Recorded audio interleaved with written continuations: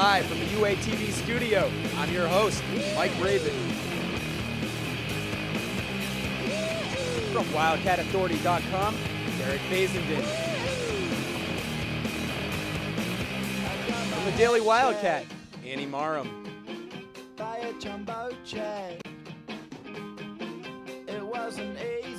And from Camp Radio's sports director, Zach Clark.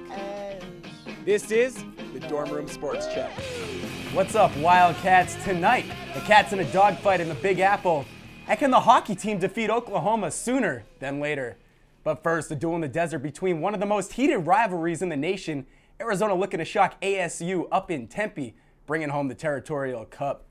Early first quarter, you call him Keola, I call him 6 points. Antolin takes it in from a yard out, Cats up 7-0. The other back, Kadeem the Dream Carey, showing the Sun Devils a little preview of the future. He cashes in on an 11-yard touchdown catch, putting the Cats up 14-0. Carey had 47 yards through the air and 92 on the ground. But then the Wildcats hit by a storm, and they were hit hard. Cameron Marshall visits the end zone twice on the ground. Jarrell Robinson adds one through the air. ASU now leading 21-14. Oh, and guess what? 2 missed field goals from John Bonanno in that span. Might there be a Zendejas sighting? Well, 2 seconds left before the half. Bonanno is given another chance from 43 yards out. Hey, third time's a charm. Cats trail 21-17 at the half. Only points in the third came from a Sun Devil field goal. We'll head to the fourth. Cats now down 27-17, but still very much alive. Foles goes to Geno Crump, and he somehow breaks a tackle, stays on his feet, and scampers in, bringing the Cats within 3, 27-24. Could this really be happening? Arizona gets the ball back. Foles gets hurt. Bryson Burney in at quarterback. Jerron Kreiner looking to take over. He says, "Give me the ball, Burney." And he delivers faster than the Papa John's delivery guy. Cats take the lead again, 31-27. Kreiner with 9 catches, 134 yards, and that score. ASU with one last chance. Minute 19 left in the game. No timeouts and 80 yards standing between them and the end zone. But they start driving and passing and catching. And why can't the Cats get a stop? Sun Devils marching all the way down to the Arizona 15-yard line. One last chance. Pass broken up. Cats win. ASU fans are stunned. Cats pull it out in a dramatic fashion, 31-27. Zach, looking back on this season, who would have ever expected this win? You know, Mike, why not expect this win?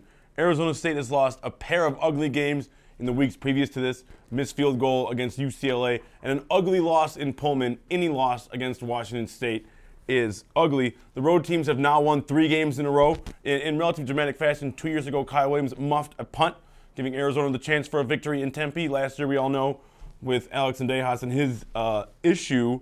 And this year, again, a dramatic fashion. So, road team 3-0, Mike. Hey, it makes everything more exciting for us, at least. Now, for the 6th time this season, Foles attempted 50 or more passes. He completed 35 of them, though, but Zach, when is this guy's arm going to fall off? Well, apparently his arm will fall off after he pulls a muscle in his back. That is what we assume happened to him last night as he exited the game late into the second half. The Wildcats do not have a chance, though, Mike, if he does not air the ball out. They are 116th best in the country rushing. That is out of 120 if you're at home keeping score.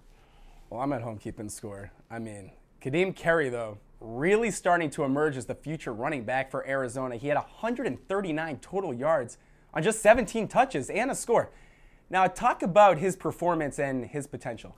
Well, this is a kid that last night averaged 7 yards a carry, 1 touchdown on a reception. Sky is the limit for this young man. Raw, big, physical, downhill runner. Look for big things from him in the future. And now another big name, Jerron Kreiner, has stepped up big in some games, but at times he's been almost invisible. Hands down, though, he still had a very good season. Now, his numbers, 66 catches, 827 yards, and 9 touchdowns. Can this guy be a factor at the next level, Zach? He will have to improve his consistency if he hopes for success in the NFL. If you look at games against UCLA, Washington, and ASU, 353 yards receiving, 6 touchdowns. But he has 6 games of 100 yards or less, with a season low coming at Oregon State with only 16 yards. So again, he'll have to improve his consistency if he wants to be a factor at the next level. Now, and I want to wrap this segment up asking this one last question, Zach. After a very disappointing and dramatic season, can Arizona still feel some satisfaction by beating their rival ASU and winning the Territorial Cup? There's no question. Mike, a win like this in a season as the Wildcats are having is worth 2 or 3 wins mentally. Think of it as a mind eraser. It takes the bitterness out of your mouth a bit from some of those ugly losses earlier in the season. And, the seniors on this team went 3-1 against Arizona State. The last graduating class that could say that, 1990, when they went 3-0-1 in the same span. So this is something that, while Arizona's been up and down football-wise, they've been pretty consistent in defeating Arizona State.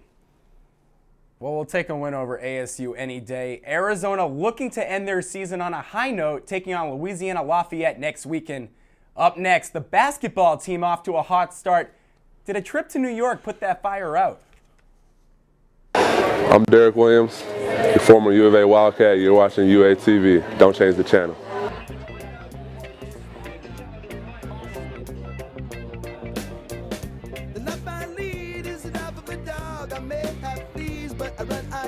I see those clones looking down on me, but unlike those clones, this dog is free. Oh Lord, it's a dog's life. Oh Lord, it's a dog's life, dog's life. Arizona on the East Coast trying to make an impact Thursday night, taking on St. John's in a virtual home game for the Red Storm. Very close first half came to an end with the Cats leading by just 3 points over their toughest opponents so far this season. Second half, St. John's coming out strong, giving the Cats a scare.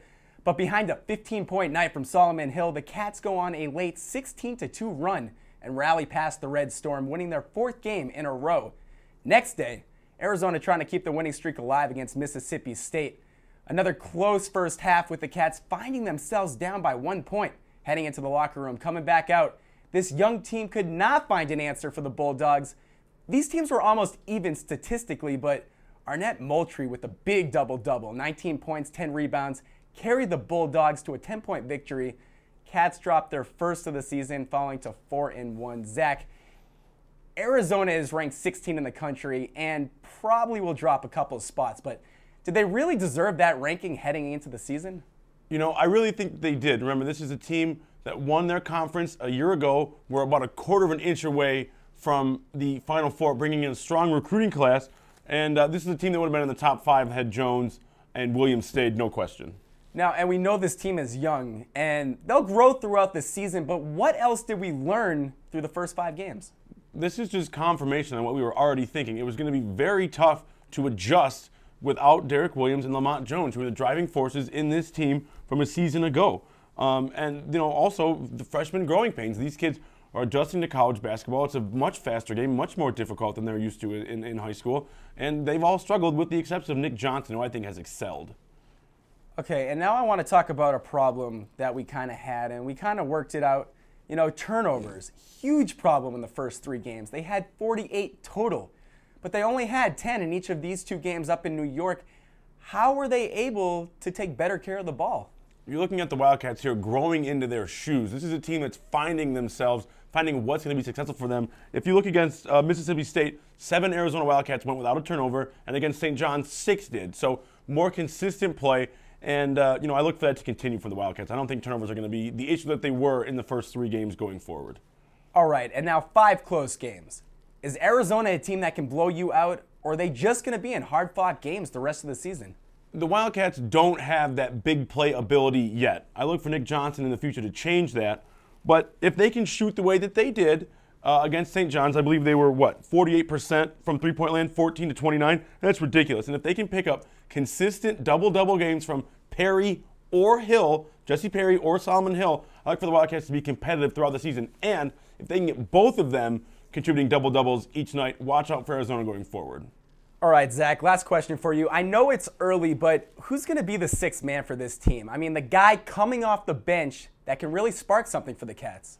I think, Mike, that Kevin Parham has already answered that question for me, averaging 17 minutes, 5 points, over 2 rebounds since coming back in just 3 games, shooting 44% from downtown, a couple big offensive fouls, and he's a kid that brings passion and fire off of the bench, something that you need, a spark. You don't need, you need consistency, but what you need is a flare, is a flash. I look for Kevin Parham to his numbers improve and to be a much bigger factor going forward. And we'll find out if those numbers improve. Cats coming home to take on San Diego State Wednesday night. When we come back, we're going to talk about hockey, eh? That was a terrible accent. Find out how Arizona fared in Oklahoma. Stay with us. UATV 3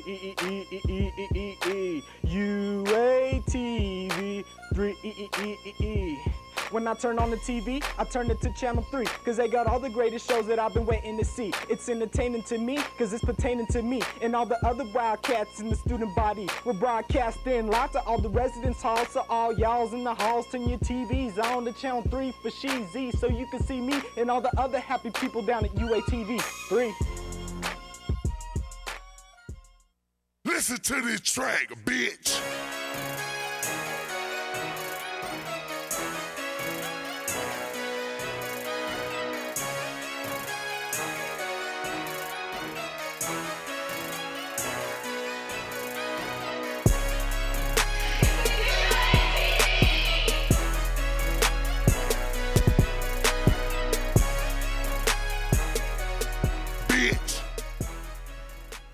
Arizona traveling to skate around with number 18 Central Oklahoma Thursday night. This, the first of a 3-game road swing, and it did not go the Cats' way.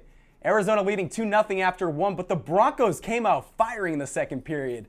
3 unanswered goals, Cats lose 3-2. Then Arizona taking on number 7 Oklahoma the next 2 nights, making things even tougher. The first matchup left the Cats scratching their heads with a 5-1 massacre by the Sooners.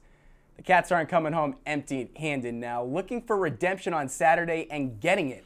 Behind David Herman's 25 saves, Cats pulling it out 4-1, making this their second win over a top 10 team. Zach, very tough road trip. Could have taken 2 out of 3 games, but they did get one over the highly ranked Sooners. Are you impressed with their play? You know, when haven't the Cats had a tough road trip? They have played 10 games on the road. All 10 games the Wildcats have played on the road have come against top 25 ranked opponents. Arizona coming off with wins over number 21 U of M Dearborn, that's University of Michigan Dearborn, number 8 Iowa State, and number 7 Oklahoma. So it's hard not to be mildly impressed. All right, now I want you to talk about the mental collapse in the first game against Central Oklahoma. Why couldn't the Cats protect a 2-goal lead? You know, Arizona Wildcats head coach Sean Hogan has had to erase or attempt to erase a lot of very bad habits that the Ice Cats had in the past. And he told me that when they get frustrated, they tend to lapse back into those ways. And I think that's what you saw there on Friday. They played the hockey that they are not being coached to now, but they've been coached to play in the past. And to expand on that, Arizona lost big in Game 1 against the Sooners 5-1. But how are they able to come out the next day and essentially respond with a beating of their own? Good leadership. That goes from head coach Sean Hogan down to assistant coach Dave Dougal, all the way through junior captain Brian Slogocki and the senior leadership of the McLaughlin twins. You have to have balance from head coach down to the skaters on the ice, and the Wildcats have that this year, and that's one of the reasons that they can bounce back from such difficult losses. All right, and kind of expanding more on the players, Brady Lafert's dominating now with 19 goals. Slogocki is right behind him with 10 goals, but I want you to talk about the play of Lafert's this season and how he continues to put the puck in the net. I mean, senior Brady Lefferts has been a complete stud. There's no question. 19 goals, which is tied for 3rd best in the country. He's got 13 assists. His 32 points are 6th in the country. Brian Slogocki is the emotional leader of this hockey team. He's climbing up the charts goal-wise. He brings balance to this team. And let's not forget about who's been feeding Lefferts. Sophomore Andrew Merms has 21 assists, which is also good for 3rd best in the country. It is. You know what? Arizona gets a little Thanksgiving break now, but then they got to show up at home the following weekend to take on number 6 Ohio and then number 4 ASU twice. Zach, how can the Cats be successful in these games? The Wildcats will need top-line efficiency. That's Merms, Lefferts, and Richards. And they'll also need stout goaltending. Now, Coach Hogan has done a rotating panel of goalies. There's been 3 of them. We've had Herman, who's gotten most of the work, Sisler, and the freshman Schultz. And I think Schultz is the coach's favorite, but Herman still continues to get the workload at the heaviest point, at least. So Coach Hogan needs to decide who is going to be the starting goalie for the rest of this season. I think before they get to Ohio, I think now we need to know who's going to be the 1, not the 3. Well, he's got some time to think about it. The hockey team is going to take a much-needed break, but we're not. We'll take a look at scores around the school. Men's basketball, we talked about it already. Cats fell against Mississippi State for their first loss of the season, but the women's basketball team continues to roll 74-60 over Wichita State. Some more schools. The volleyball team taking on LA. They win 3-0, but USC comes right back and defeats Arizona 3-0. And the hockey team, we just talked about it. No need to go into it. Arizona came up big in the last of the 3 games against Oklahoma, 4-1. Looking at next week, last game of the season for the football team, looking for their 4th win against Louisiana Lafayette. Men's basketball taking on SDSU, and the women's basketball team traveling to New Mexico State. A couple more events. The volleyball team against ASU this week, and then a couple days later, they're going to travel to ASU and play up there. And the cross-country NCAA championships take place tomorrow. It's time for the final word. Today, I'm going to give myself and Zach 30 seconds to discuss the topic of our choosing, and I'm going to put myself on the clock first. Now, I'm going to dedicate these 30 seconds to a little bit of Tebow time. Tim Tebow, he's played in 5 games now, and, you know, he completed 21 passes for 297 yards and 3 touchdowns in his last 3 games combined. Now, Aaron Rodgers had better stats than that in today's game alone. But this is the fact of the matter is, you guys can say what you want about Tim Tebow. You know, he's winning. He's 4-1, and that's the bottom line. He just beat the Jets with a 20-yard game-winning touchdown. That's all I got to say. And now, my 30 seconds are done. I'm going to hand it to the guy repping No Shave November harder than anybody right now. Zach, take it away. So I'll give you a moment just to take it in, take a look at that, right? So I am still an angry elf when it comes to the holidays. First, they eliminated Thanksgiving. Now, Black Friday is encroaching onto Thanksgiving Day itself. Everything opens at midnight? Come on. This has become insanity. We have become this economically driven, shallow institution as a country, and it's just driving me nuts. I am boycotting Black Friday. As a matter of fact, I'm not shopping until the day before Christmas. So there. Up yours, corporate America. What did you call yourself, an elf? Angry elf. An angry elf. Have you ever seen the movie Elf with Will Ferrell? I saw Elf, but I didn't think you'd relate yourself Angry to that. elf. Oh, come on. Hey, either way, time's running out. We're running out of time. However you want to look at it, the show's coming to an end. All you Wildcats, enjoy the rest of your Sunday night and Thanksgiving. Remember, no show next Sunday, but we're coming back strong the next week, just like the hockey team. For Zach Clark, I'm Mike Rabin. Enjoy that turkey.